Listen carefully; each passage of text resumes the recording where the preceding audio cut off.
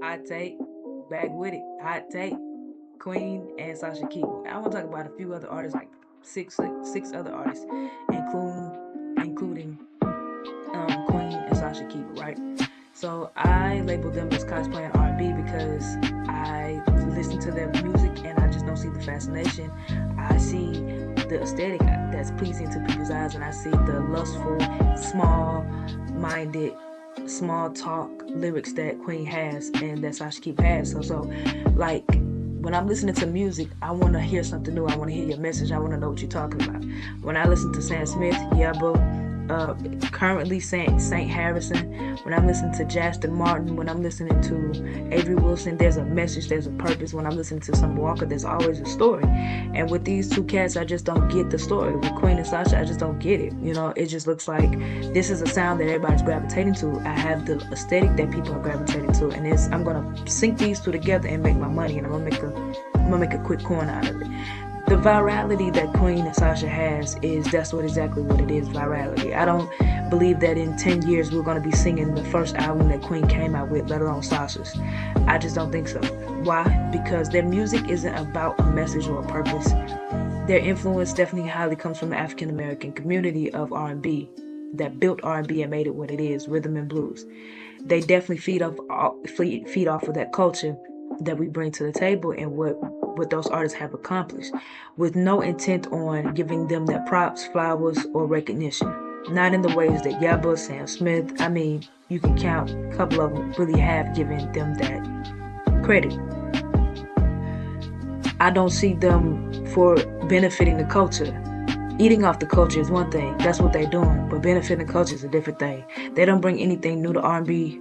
They don't bring anything flavorful to R&B. They don't bring anything that R&B is supposed to represent. It's supposed to have that oomph, that grit. And when you look at Queen, even when she's on stage, she just stands in one spot with her head down. I think that we have to look at consumers and really be mindful. Like, read a book. After you come back reading the book, you'll want to have more words in a song. 3 words in a song. Same thing over and over again. Like, come on, let's talk about it. Let's get into it.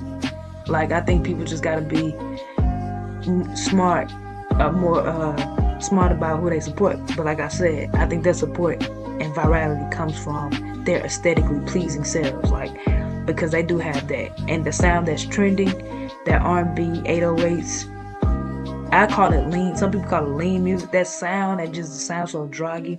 They put it together and they just have R&B. They're not R&B artists by no means.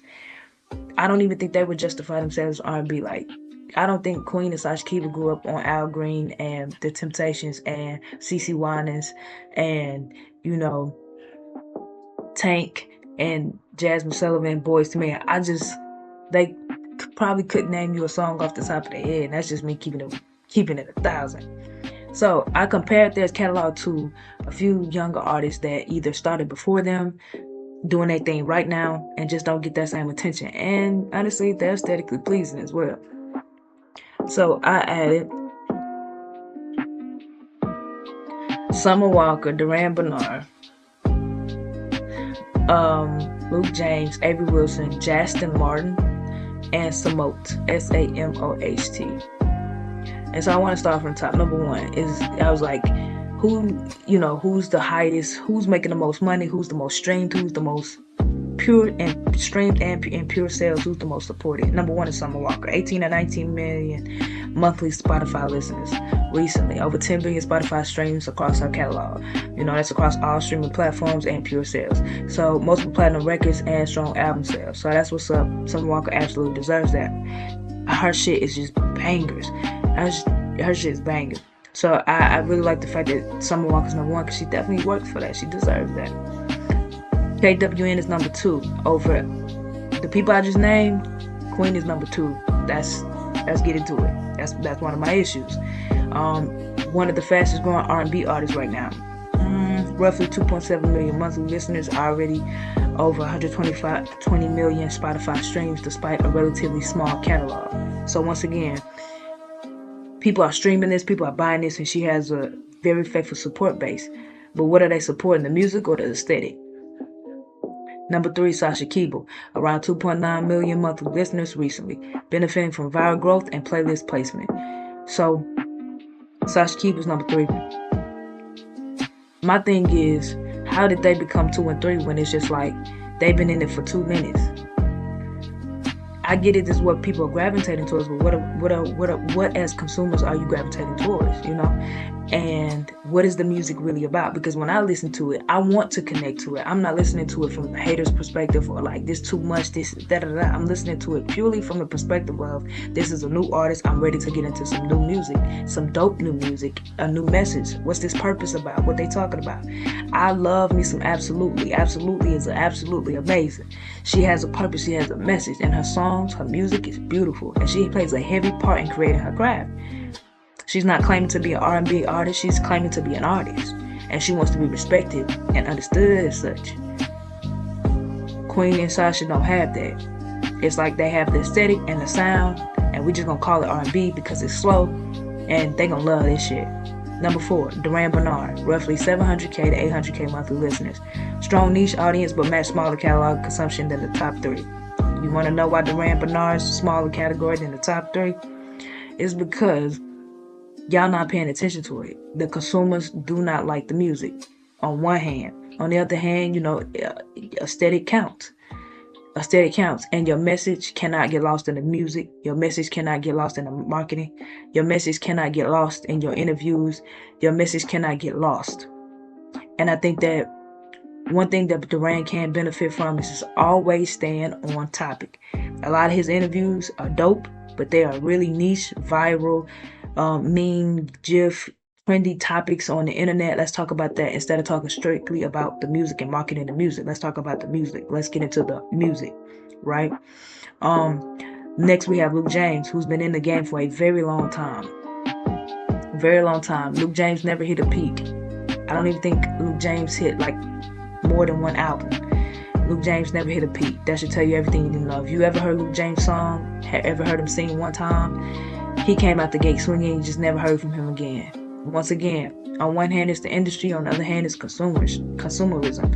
We gotta support artists who have a message, who have talent, and who actually come out on stage and bear their whole soul, which Luke James is known for.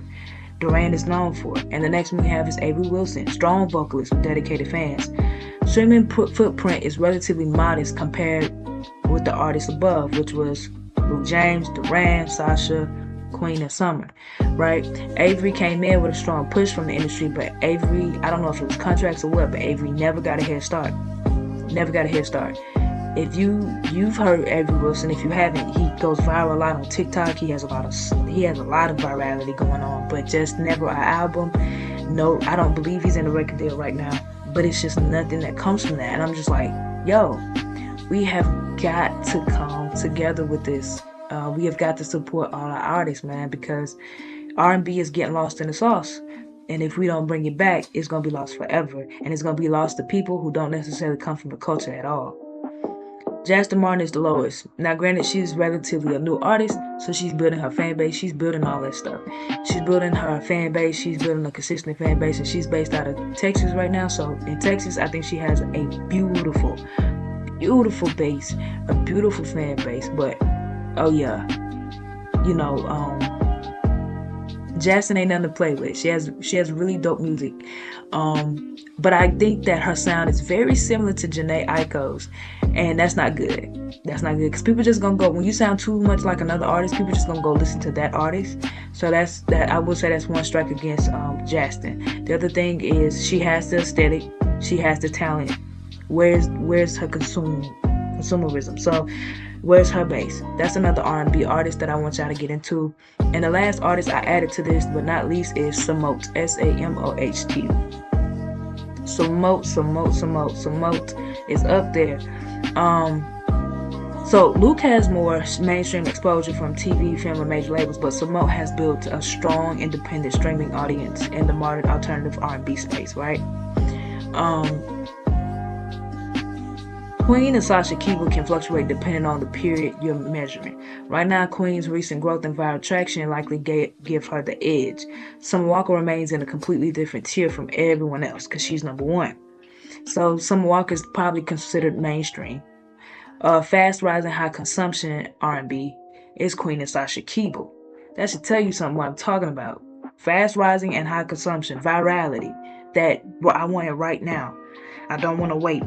Fast rising, high consumption R&B. That's just high consumption music. I would never label it R&B, which is Queen and Sasha Keeble. Established independent R&B, Duran, Bernard, Samote. You know, Samote is one of those artists I want y'all to check out because he doesn't get enough props. He doesn't get enough support, and push.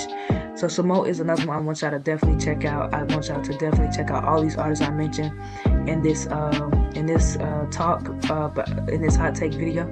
And I want y'all to get into it because there are a lot of artists that need support and that need more consumerism, that need more consumption. And we just gotta show up and support and want something deeper. If you want that connectivity, if you want somebody talking about something, the artists I named in this video are definitely that. And then some. Put all your suggestions of new artists below because I know there are plenty that deserve that freaking support.